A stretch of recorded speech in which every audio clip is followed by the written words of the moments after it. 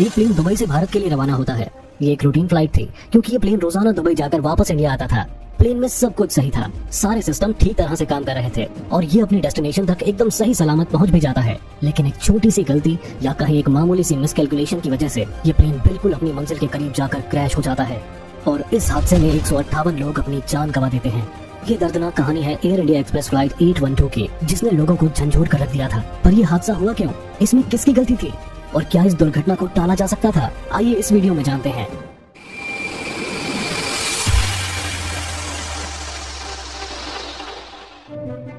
Air India express एक daily round trip हुआ करती थी, यानी ये फ्लाइट हर रोज भारत के मैंगलोर से दुबई और दुबई से वापस मैंगलोर आती थी। ऐसी ही एक flight air India express flight 811 22 मई 2010 के दिन दुबई के दुबई इंटरनेशनल एयरपोर्ट पर रात के लगभग 11:15 बजे लैंड करती है। इस फ्लाइट को एक्सप्रेस फ्लाइट 812 के नाम से वापस लौटना था, इसलिए एयरपोर्ट स्टाफ के द्वारा तुरंत ही प्लेन के जरूरी चेक्स और रिफ्यूलिंग का काम शुरू कर दिया जाता है और इसी दौरान प्लेन में 160 पैसेंजर्स इंडिया आने के लिए सवार होते हैं। प्लेन की बात करें तो एक्सप्रेस फ्लाइट 812 में बोइंग 737-800 NG एयरक्राफ्ट इस्तेमाल किया जाना था, जो एक स्पेशल प्लेन था। असल में ये बोइंग कंपनी के उन गिने चुने प्लेनों में से एक था जिन्हें खास तौर से छोटे रनवेज पर लैंड करने के लिए बनाया गया था। एक्सप्रेस फ्लाइट 812 में यूज होने वाले उस पर्टिकुलर प्लेन ने अपनी पहली उड़ान 20 दिसंबर 2007 के दिन भरी थी और इसके एक महीने बाद इसे एयर इंडिया को सौंप दिया गया था। यानी एक्सप्रेस फ्लाइट 812 के लिए उड़ान भरते समय ये प्लेन लगभग 3 साल पुराना हो चुका था। फ्लाइट के पायलट्स और क्रू की बात करें तो इसकी जिम्मेदारी उन्हीं लोगों पर थी जो एक्सप्रेस फ्लाइट 811 को भारत से दुबई लेकर पहुंचे थे। इस फ्लाइट के कैप्टन 55 साल के ज़लाटको ग्लोसिका थे, जिन्हें 10,000 घंटों का फ्लाइंग एक्सपीरियंस और 7500 घंटों का कमांड एक्सपीरियंस था। इसमें भी 2440 घंटे इन्होंने बोइंग 737 पर बिताए हुए थे। ग्लोसिका के अलावा फर्स्ट ऑफिसर की कमान 40 वर्षीय हरविंदर सिंह आलूवालिया के कंधों पर थी, जिनके पास 3720 घंटों का उड़ान अनुभव था और उसमें से 3319 घंटे का अनुभव उन्होंने बोइंग 737 को उड़ाते हुए प्राप्त किया था। पायलट्स के अलावा प्लेन में 4 फ्लाइट अटेंडेंट्स भी मौजूद थे, यानी एक्सप्रेस फ्लाइट 812 में टोटल 167 लोग सवार थे। दुबई इंटरनेशनल एयरपोर्ट पर सारी फॉर्मेलिटीज पूरी होने के बाद आखिरकार रात 1:06 के लोकल टाइम पर यह फ्लाइट भारत के मैंगलोर इंटरनेशनल एयरपोर्ट की तरफ टेक ऑफ करती है।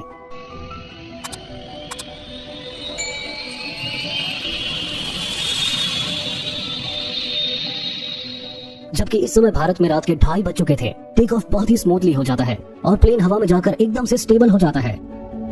फ्लाइट के पहले 1 घंटे 40 मिनट तक कैप्टन और फर्स्ट ऑफिसर के बीच कोई बात नहीं होती, क्योंकि कैप्टन थकान होने की वजह से टेक ऑफ करते ही सो जाते हैं और कैप्टन के सो जाने की वजह से फ्लाइट के सभी जरूरी radio calls first officer Harvinder Singh को करनी पड़ती है। इसी तरह फ्लाई करते हुए सुबह के 5:30 बजे फ्लाइट अपने वे पॉइंट इग्मा पर पहुंच जाती है। यहीं पर एटीसी के द्वारा फर्स्ट ऑफिसर को ये इन्फॉर्म किया जाता है कि मैंगलोर में लैंड करने के लिए उन्हें ILS, DME, ARC अप्रोच लेनी पड़ सकती है। जानकारी के लिए बता दें कि ILS, DME, ARC अप्रोच एक इंस्ट्रूमेंट अप्रोच प्रोड्यूसर होता है, जिसका इस्तेमाल पायलट लो विजिबिलिटी कंडीशन में लैंडिंग करने के लिए करते हैं। ILS का मतलब इंस्ट्रूमेंटल लैंडिंग सिस्टम होता है, जो रेडियो सिग्नल्स का इस्तेमाल करके प्लेन को रनवे की तरफ एक सटीक गाइडेंस प्रदान करता है। इसके बाद DME यानी डिस्टेंस मेजरिंग इक्विपमेंट पायलट के डिस्टेंस मापने में हेल्प करता है और लास्टली ARC अप्रोच का मतलब किसी पॉइंट की तरफ सीधा ना जाकर प्लेन को गोल घुमाते हुए आगे बढ़ाना होता है, ताकि प्लेन अपने ऑल्टीट्यूड और दिशा वगैरह को मेंटेन कर सके।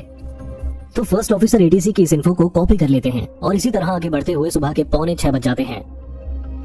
इस समय फ्लाइट अपने गंतव्य यानी मैंगलोर एयरपोर्ट से सिर्फ 77 मील की दूरी पर होती है और यहीं पर ATC द्वारा एक्सप्रेस फ्लाइट 812 को इसकी ऊंचाई 7000 फीट तक कम करने का निर्देश दिया जाता है। असल में मैंगलोर इंटरनेशनल एयरपोर्ट एक पहाड़ी के ऊपर बनाया गया एयरपोर्ट है, जिसमें 2 टेबल टॉप रनवेज हैं। जो नहीं जानते उन्हें बता दें कि टेबल टॉप उस रनवे को कहते हैं जो किसी ऊंची जगह पर या पहाड़ी के ऊपर बना होता है और जिसका एक या दोनों सिरे किसी गहरी खाई पर जाकर खत्म होते हैं। इस तरह के रनवे पर प्लेन को लैंड करना बहुत मुश्किल होता है, क्योंकि जरा सी मिस्टेक प्लेन के रनवे से उतरकर खाई में गिरने का कारण बन जाती है। इसी खतरे को देखते हुए एयर इंडिया एक्सप्रेस ने यह नियम बनाया हुआ था कि इस एयरपोर्ट पर लैंडिंग और टेक ऑफ सिर्फ कैप्टन ही परफॉर्म करेंगे। मगर इस बार फ्लाइट के कैप्टन अपने साथी को पूरा कंट्रोल थमाकर खुद सोए हुए थे। वैसे बता दें कि फ्लाइट 812 के कैप्टन ज़लाटको ग्लोसिका इस एयरपोर्ट पर 16 बार सक्सेसफुली लैंड कर चुके थे, लेकिन फर्स्ट ऑफिसर हरविंदर सिंह ने यहाँ एक भी बार लैंड नहीं किया था। हाँ, इतना जरूर था कि वो इस एयरपोर्ट पर आने जाने वाली 67 फ्लाइट्स में को पायलट की भूमिका निभा चुके थे। जिस समय फर्स्ट ऑफिसर ने प्लेन की ऊंचाई को घटाना शुरू किया, तब भी उनके और कैप्टन के बीच कोई बात नहीं हुई। इस पॉइंट पर एयरक्राफ्ट 18,400 फीट की ऊंचाई पर था और एयरपोर्ट से इसकी दूरी सिर्फ 25 मील रह गई थी। यहीं पर मैंगलोर एरिया कंट्रोलर प्लेन की ऊंचाई को 29,000 फीट तक नीचे लाने के लिए कहता है और फर्स्ट ऑफिसर तुरंत ही उसकी ऊंचाई को कम करते हुए ILS, DME, ARC approach start कर देते हैं।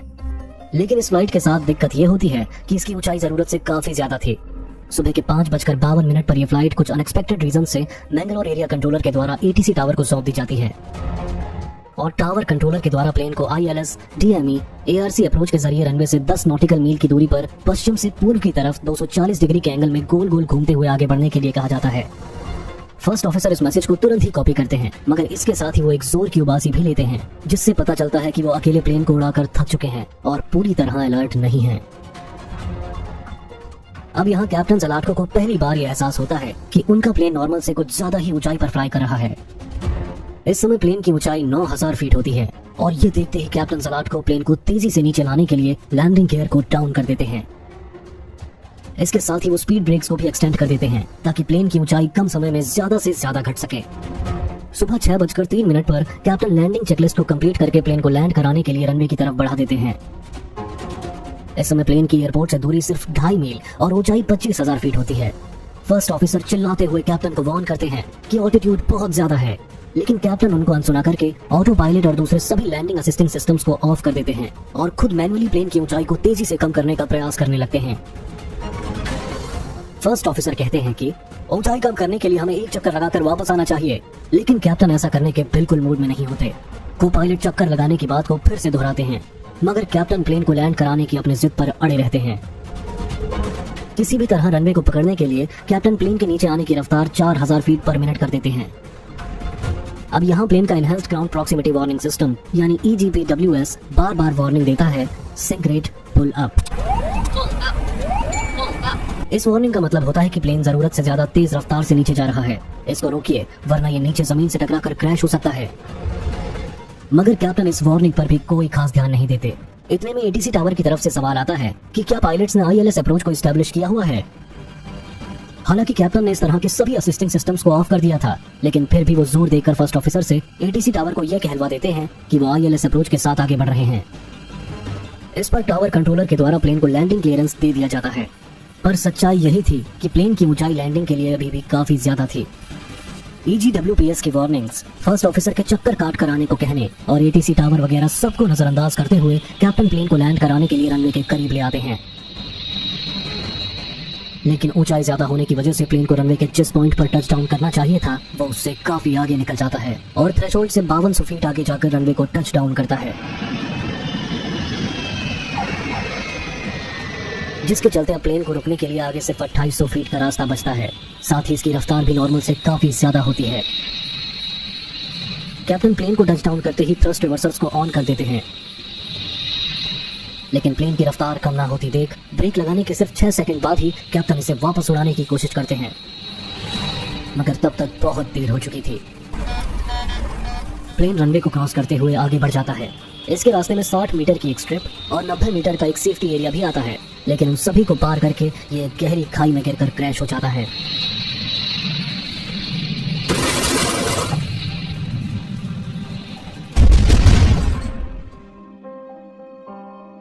मौके पर रेस्क्यू टीम पहुंचती है और बचाव कार्य शुरू होता है, मगर प्लेन में मौजूद 167 लोगों में से सिर्फ 8 लोग ही जिंदा बच पाते हैं। Airports authority of India DGCA और बोइंग के ऑफिशियल्स की अलग अलग टीमें हादसे की जगह पर पहुंचती हैं और इन्वेस्टिगेशन स्टार्ट होती है। इस इन्वेस्टिगेशन में अमेरिका की NTSB भी मदद करती है। इस सब के अलावा इंडियन गवर्नमेंट मामले की तह तक पहुंचने के लिए एक कोर्ट ऑफ इंक्वायरी को अपॉइंट करती है। लेकिन हर एक इन्वेस्टिगेशन में यही सामने आता है कि यह हादसा कैप्टन की गलती, उनकी लैंडिंग करने की जिद और हालातों को हल्के में लेने की वजह से हुआ है। उन्होंने ना अपने को पायलट्स की सुनी और ना ही EGPWS की वार्निंग्स को सीरियसली लिया। इन्वेस्टिगेशन में यह भी बताया जाता है कि फ्लाइट से पहले अच्छा खासा रेस्ट पीरियड होने के बावजूद भी कैप्टन टेक ऑफ के बाद लंबे समय तक सोते रहे। शायद इसकी वजह से उन्हें स्लीप इनर्शिया हो गया हो और नींद से जागने के बाद वो सही डिसीजन ना ले पाए हों। इसके अलावा मैंगलोर एरिया कंट्रोल रेडार का उस दिन अवेलेबल ना होना भी इस हादसे की एक अहम वजह बना, क्योंकि इसकी वजह से प्लेन को उसकी ऊंचाई कम करने का मैसेज थोड़ी देर से दिया गया। हालांकि सिर्फ इस चीज को ही ये हादसा होने की वजह मान लेना बिल्कुल सही नहीं होगा। तो अब आप ही कमेंट करके बताइए कि इस हादसे के होने के पीछे किसकी गलती थी। क्या कैप्टन अगर अपने को पायलट की बात सुन लेते तो क्या इस हादसे को टाला जा सकता था। बाकी इस वीडियो में बस इतना ही। जल्द ही मिलते हैं एक और इंटरेस्टिंग स्टोरी के साथ। तब तक के लिए good bye and take care. अगर आपको हमारी मेहनत पसंद आ रही है तो कृपया लाइक और सब्सक्राइब बटन पर क्लिक करके हमारा हौसला बढ़ाएं। आपके सहयोग के लिए हम सदैव आपके आभारी हैं।